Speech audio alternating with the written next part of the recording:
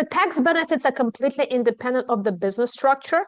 So you could definitely, when you open an LLC, you make an election on the IRS website, how you want the taxes to go. And until like people usually say $150,000, $200,000, it doesn't make any sense to tax the LLC separately. The income just comes to you. That's probably what he was talking about. Once you make more money, you can elect an S corp or S on that tax side so you can save some money. But again, it's so personal on everything you do. I still decide it's not worth it to me, even above that income. So tax is completely separate. It is correct that if you have an LLC, you separate your assets. But this means that you have to run clean books and not commingle your personal and business assets, because then it really is irrelevant if you have an LLC or not. Welcome to Leaving Academia, Becoming a Freelance Editor, the podcast. I'm your host, Paulina Cossette. In 2019, I was a political science professor who was fed up with the stress and hostility of academia, not to mention the low pay.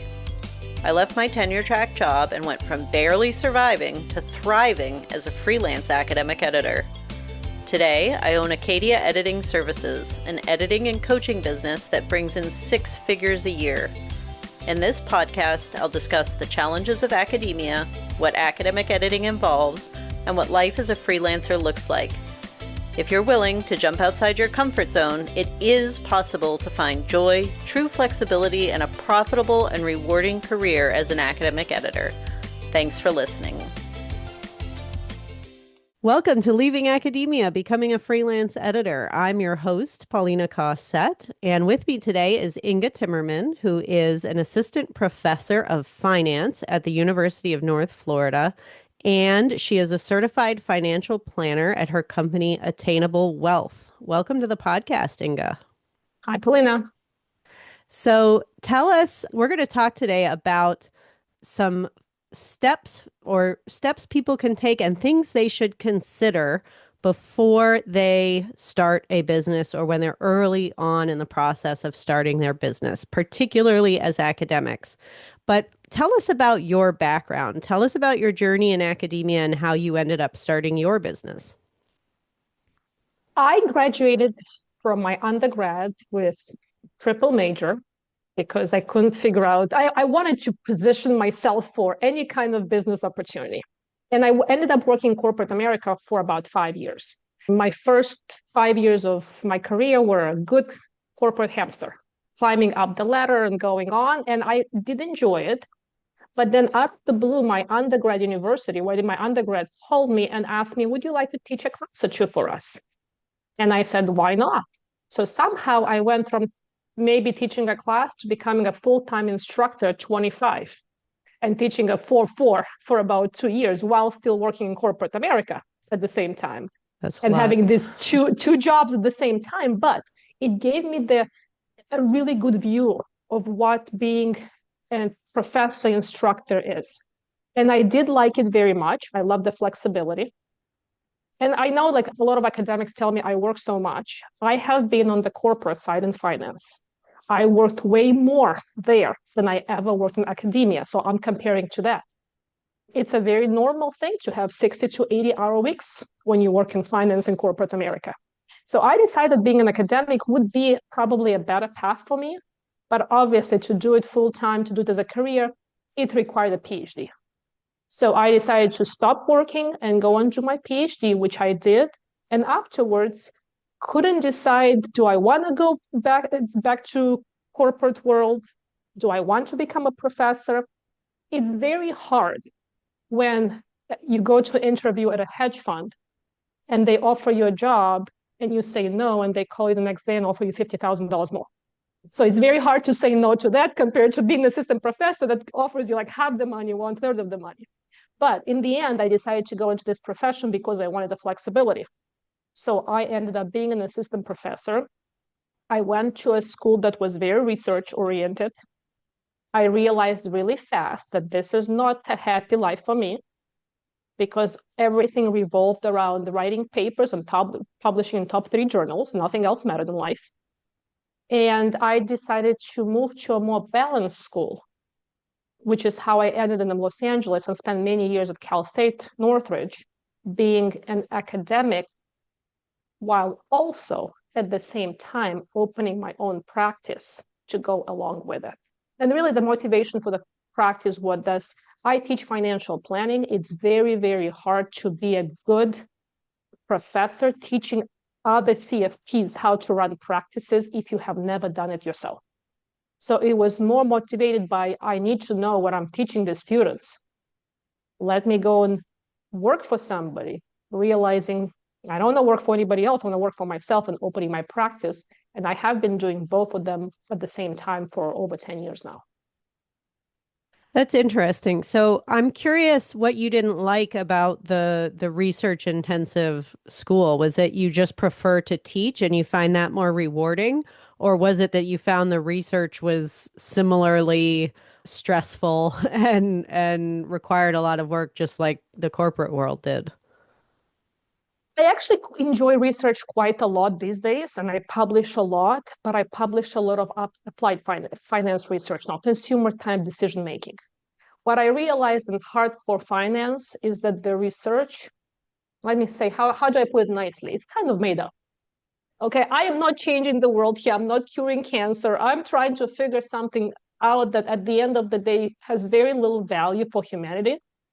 And it's this very small world where other few professors who publish in these 3 or 4 top journals are judging your work. All you're getting is rejections. It's just very demotivating when you look at the big pictures, like what is the purpose of all this? I do like teaching very much. I don't want to teach 4-4, but I do enjoy very much my teaching load right now. I like to do applied research. I just don't like this very high tier top research that is very insulated from the real world. Yeah, it's interesting to hear you say that because I had similar feelings when I was starting out in political science. And I think a lot of us choose these fields because we want to have an impact and we want to affect people. And I remember very clearly having this moment where I got I was accepted to the PhD program at University of Florida, and my advisor was this guy who was like a top scholar of Congress, and it was like, oh wow, like he wants me to be in his group, and I get to study under him. And then I realized like literally no one outside the study of American politics, like forget outside academia, just people outside the study of American politics have no idea who this person is. And he was lovely. I had a wonderful experience. He's brilliant. He's done amazing work. But you kind of have this moment where you realize, like, we're all just talking to each other, and especially in the publishing world, we're all just like patting each other on the back. And you really have to know the right people because half your peer reviewers aren't reading the stuff you're writing anyway. They're stuck doing this work for free. And so they're not motivated to do very well other than their own desire to be a good person, to be a decent reviewer. So yeah, I think I had a similar awakening where I realized this is not really having the impact that I initially thought. So, and you know what? Let me give you a funny example. I took a group of students from Oregon State to New York for like a week in corporate America one summer. And I remember going to one of the big investment banks.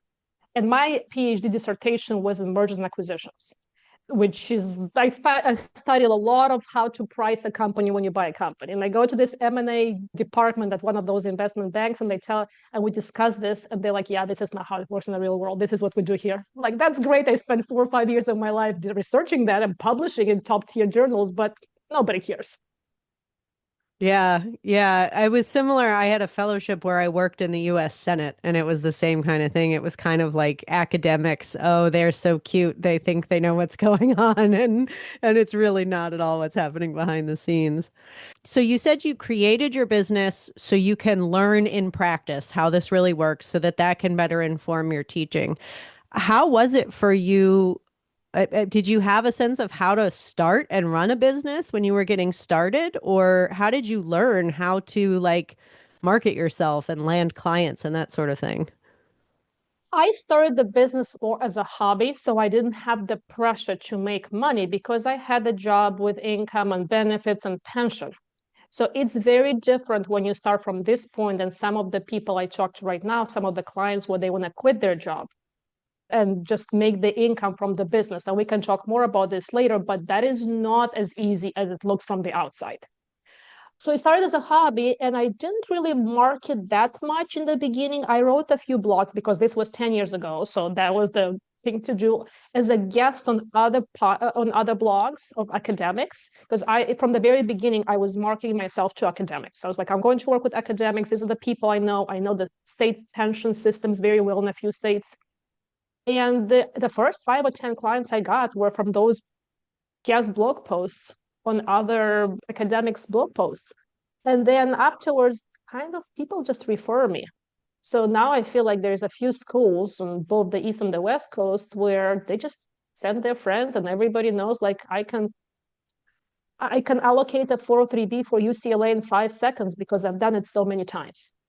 So I just kind of got referred from people. It has never been an intentional, let me go and market myself, which I think I was lucky.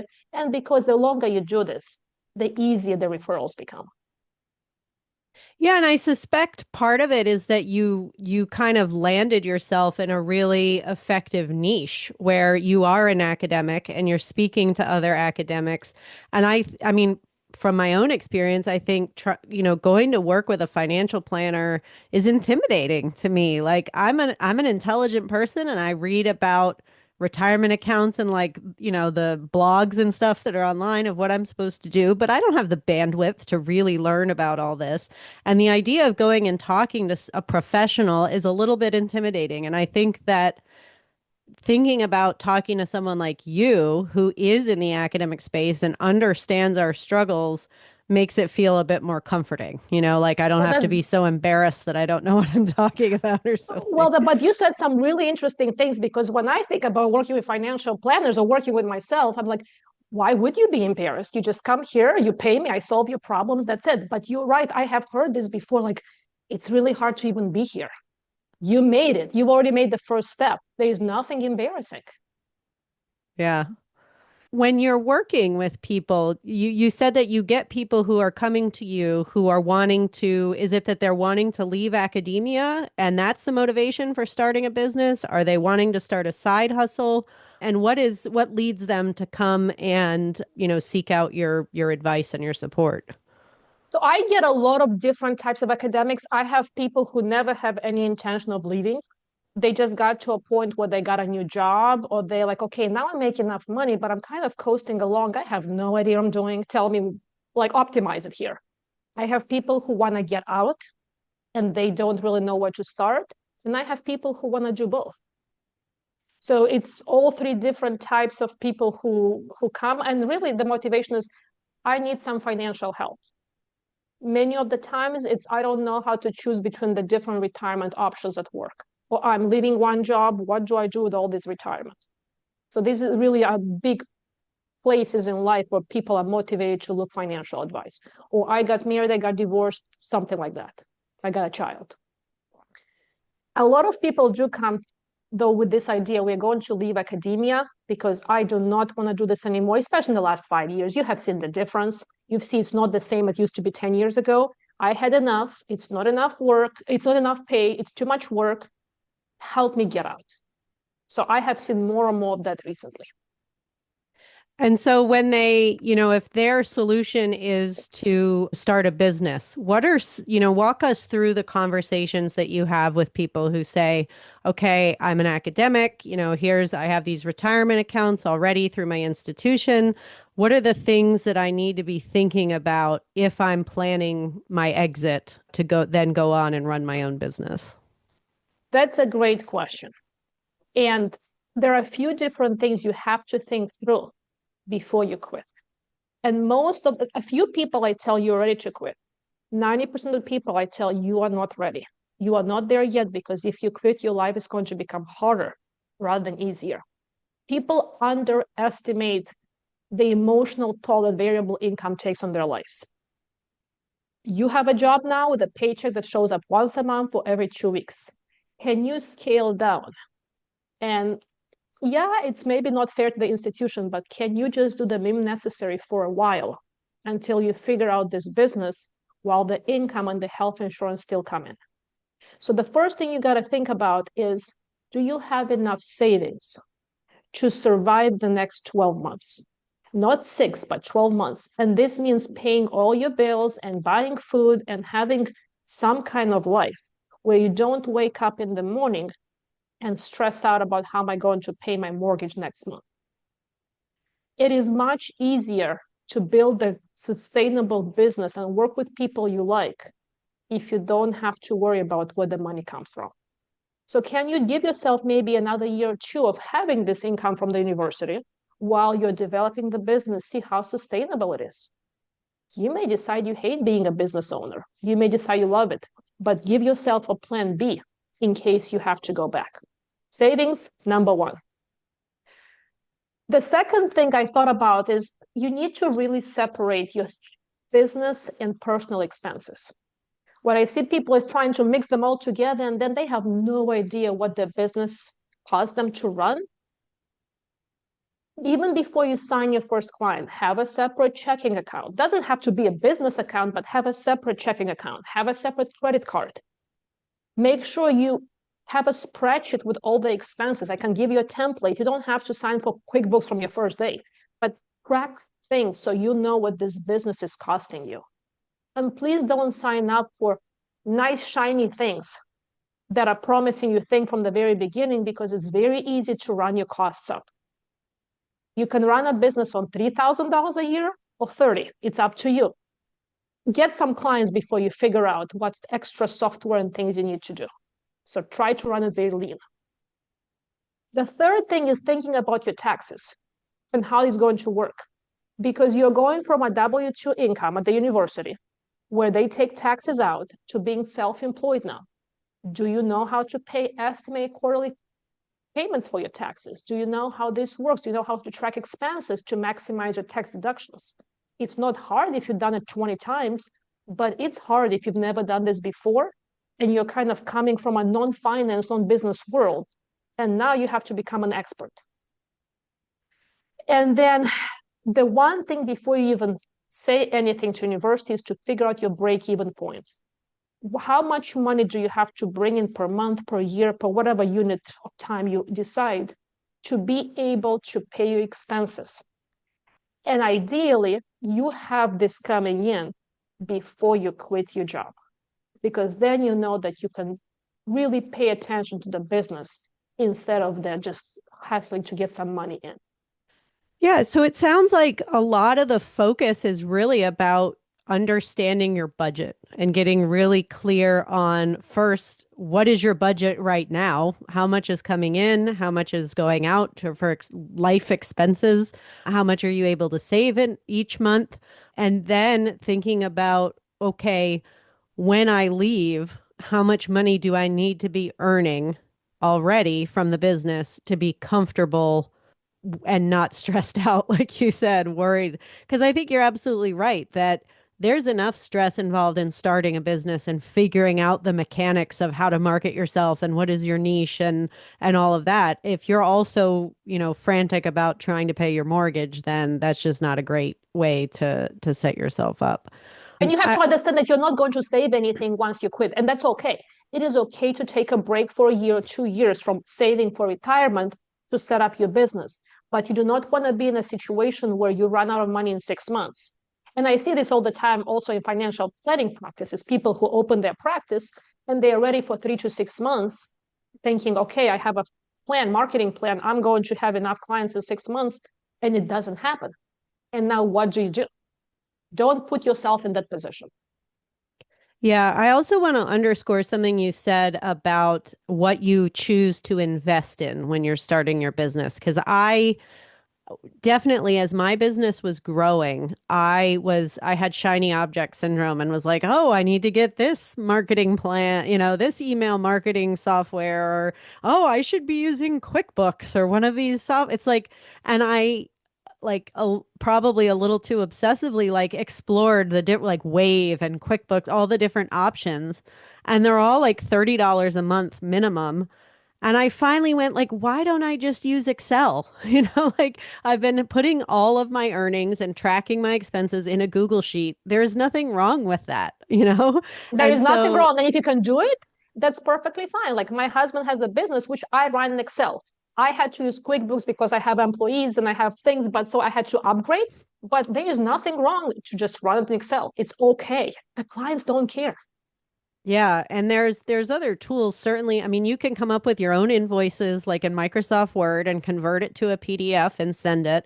Really, all you need is some kind of payment platform, whether it's Stripe or PayPal or whatever. Mhm. And I would say, like you were talking about understanding taxes, for me, it was just too overwhelming. Like I had always done our taxes when we had W-2s and it was fine, but it was just too overwhelming to try to figure out all the business related stuff. And for me, I found a local tax preparer. It was like $350 a year. And I would rather put that money into somebody who's going to save me hours and hours and hours and do it correctly and probably save me more money than I would have understood how to save, through deductions and everything, than putting that $350 a year into QuickBooks or something like that. So I think it That's is, a great point. Great point because I know how to do my taxes. I love doing my taxes. I spend so much time trying to get every maximization. But with that being said, I still pay an accountant to do my QuickBooks because I realize that it's not worth my time. And I really hate doing the QuickBooks. So figure out what you like to do and what you're good at, which to you it was not taxes, and get rid of the rest. yeah. So there are ways you can make those smart decisions on what you do want to invest your money in, and it doesn't have to be like a monthly subscription to some shiny software that's not really doing anything for you, unless you get to the point where you're hiring people and you need that sort of thing.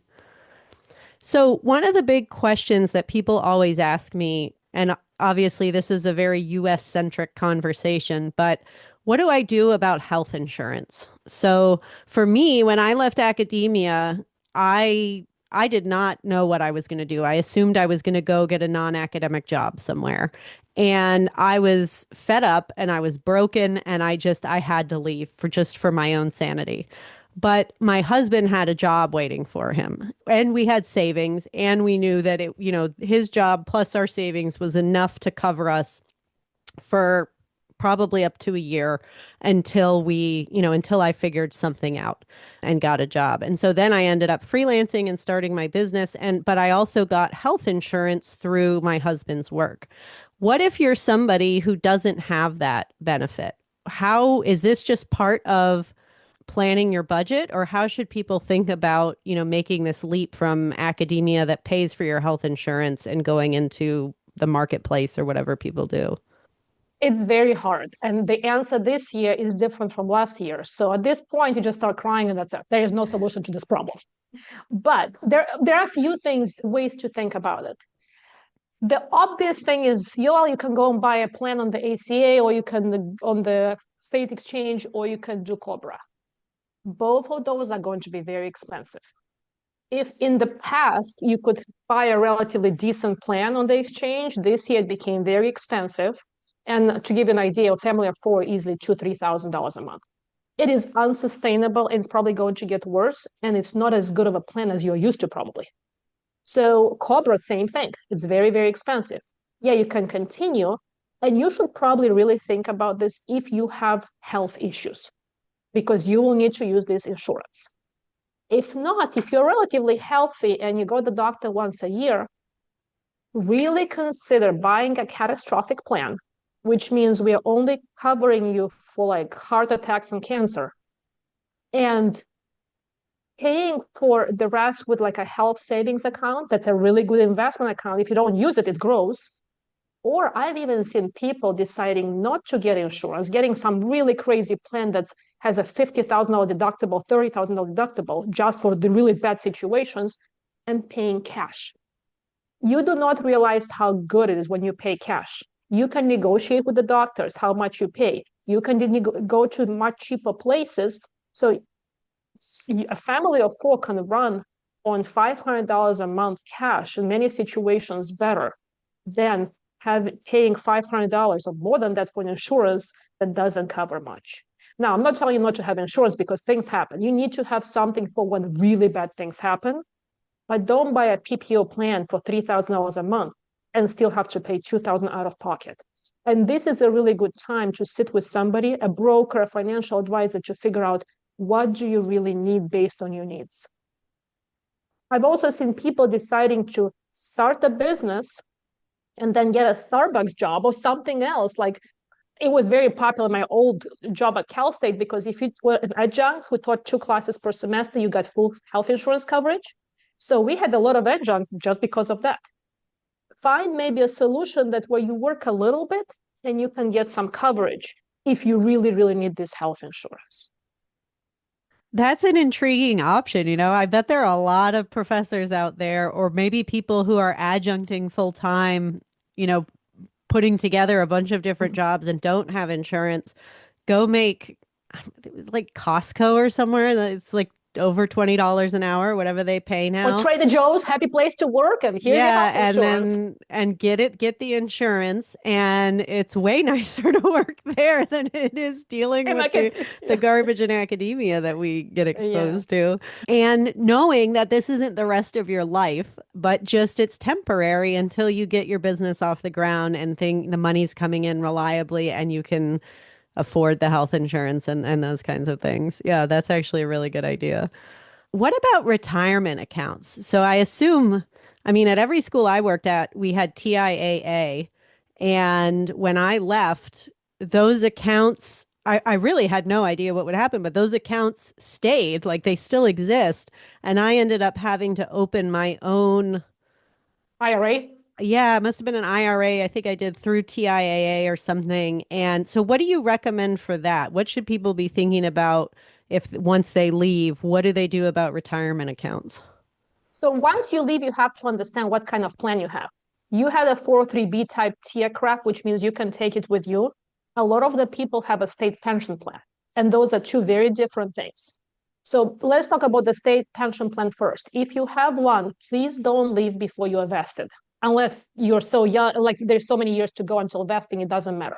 In the state of Florida, that's 8 years. So if you're at 7.5 years, please don't quit. Like, make it to 8 years and vest. If you're at 2 years and you really don't care, that's a different conversation. Once you quit, you don't have to do anything about those plans. They will give you the option to take the lump sum. It's just not enough money to take you out and roll it out. Leave it there, because you never know what happens in the future. And you may go back to the job and now you're vested and you're just adding years to retirement. If you have a 403B, 457 DC type plan, which is what you're describing, unless there is a really good reason for you to leave it behind, I usually recommend people to also consolidate everything in one IRA. Make sure it's a company that has cheap options for investments. So you may even consider leaving TIA and going to a Vanguard. Or if you would stay at TIA, reallocate to Vanguard funds because they're much cheaper and they do the exact same thing.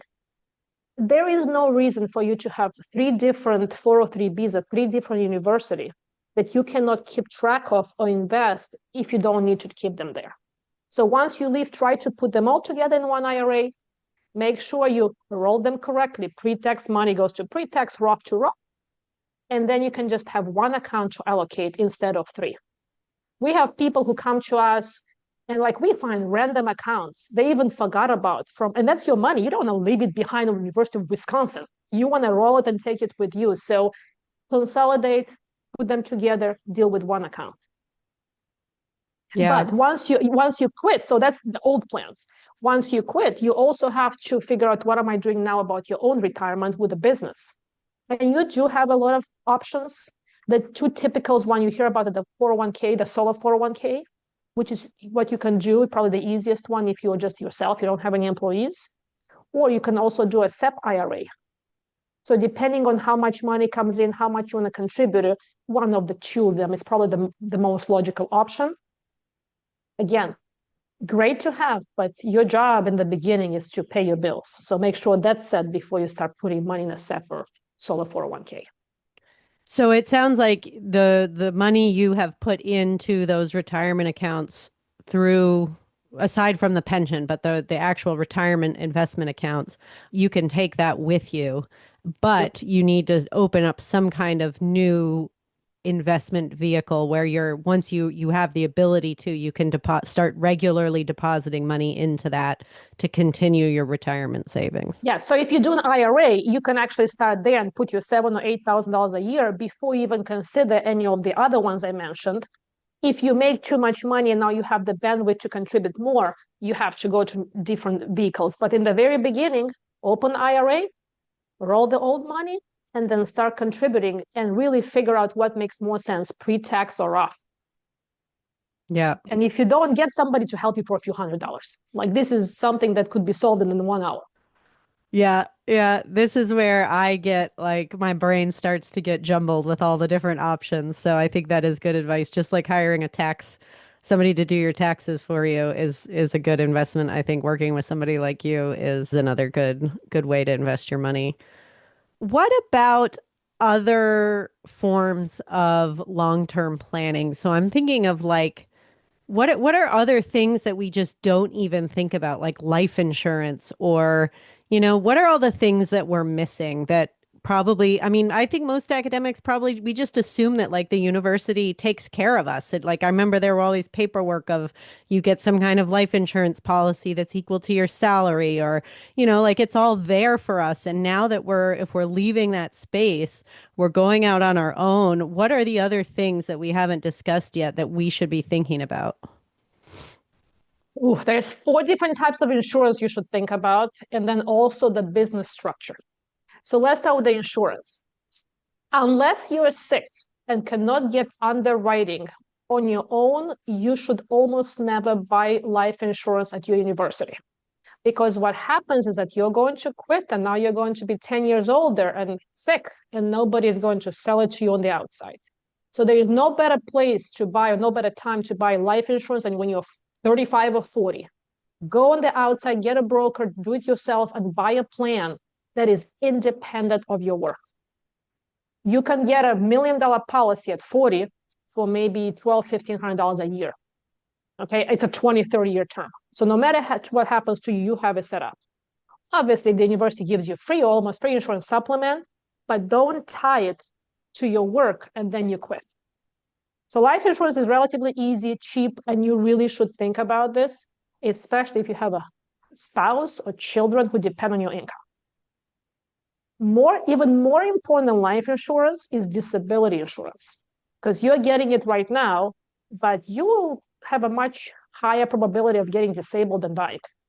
And people don't want to buy it because it's expensive. It's $200, $300 a month. But to really think about, what if I cannot work? Can my family be okay? And if not, same broker who sells you life insurance also sells you disability insurance. And if you need, I have a few really good names in the state of Florida if you need something, but there's people who sell them everywhere.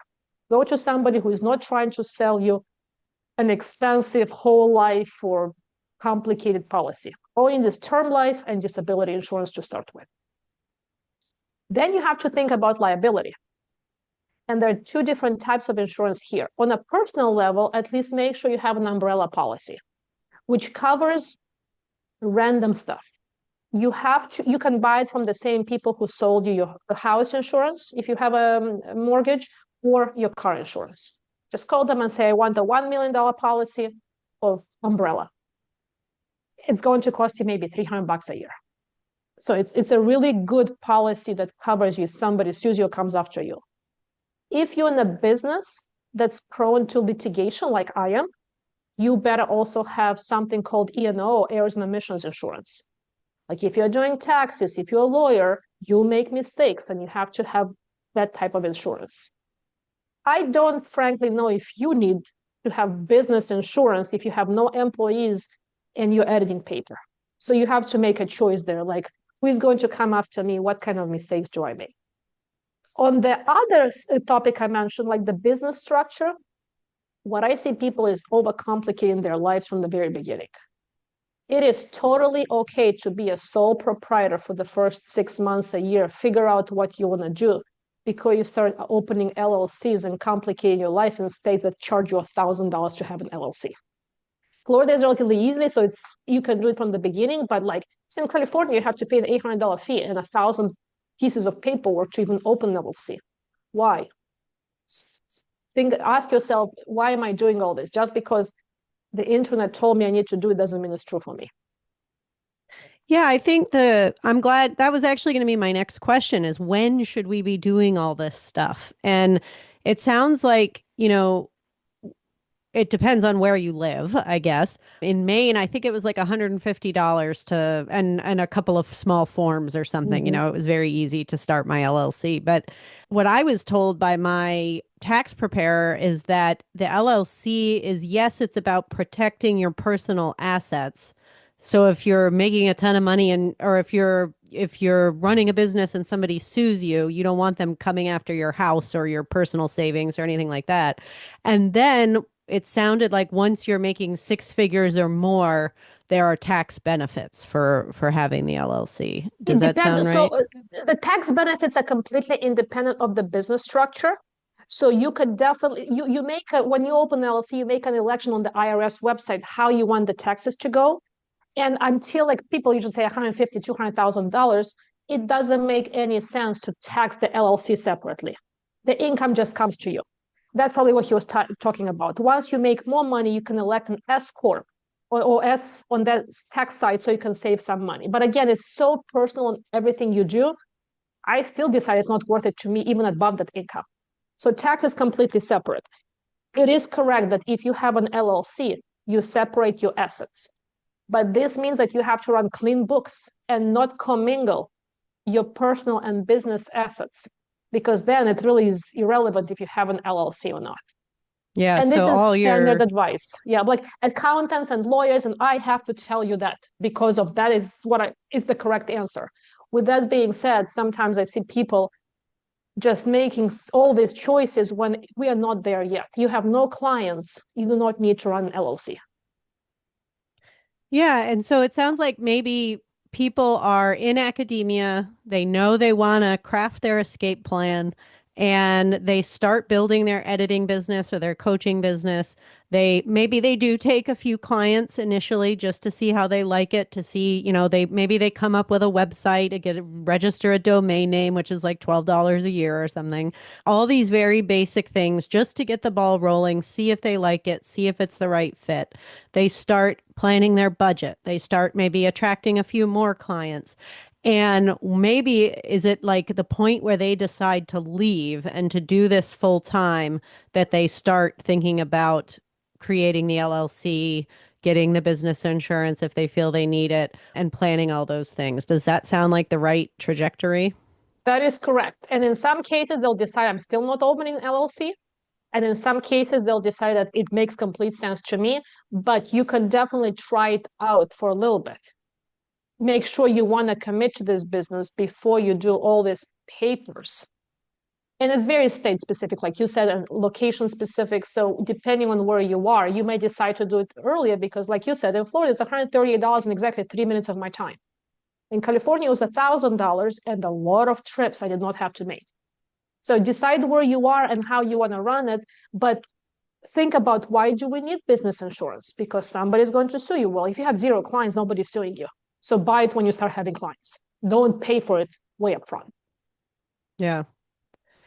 So I would be remiss if I didn't ask, what the heck are we supposed to do right now if the market's going crazy? You What do just you live your life. You just, and these are daily conversations. Like it's really hard to give advice about financial markets when I don't know what tomorrow is going to bring.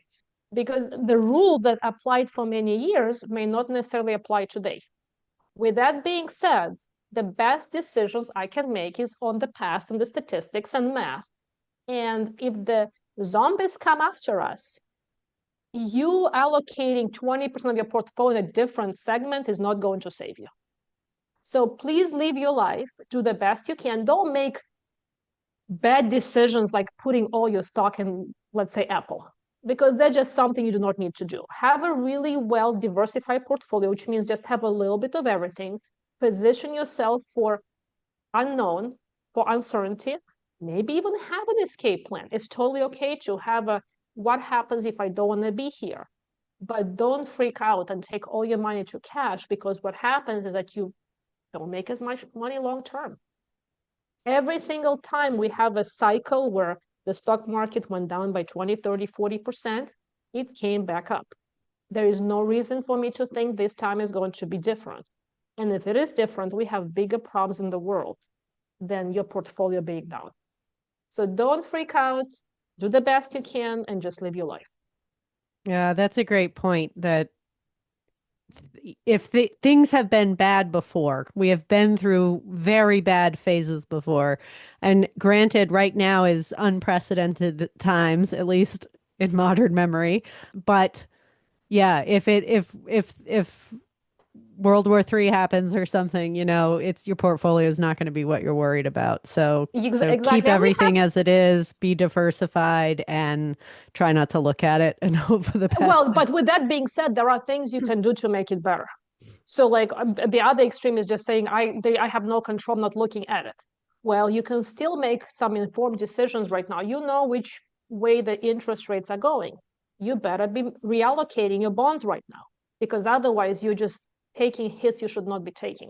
So do some of those things because they do matter, but don't just sell everything and sit on piles, not even cash, sit on bricks of gold and wait for the world to end, because that's also the other extreme. Well, if anyone out there is feeling overwhelmed like I am and thinking I'd rather just hire you to handle all this for me so I don't have to think about it, where can they get in touch with you and how can they work with you?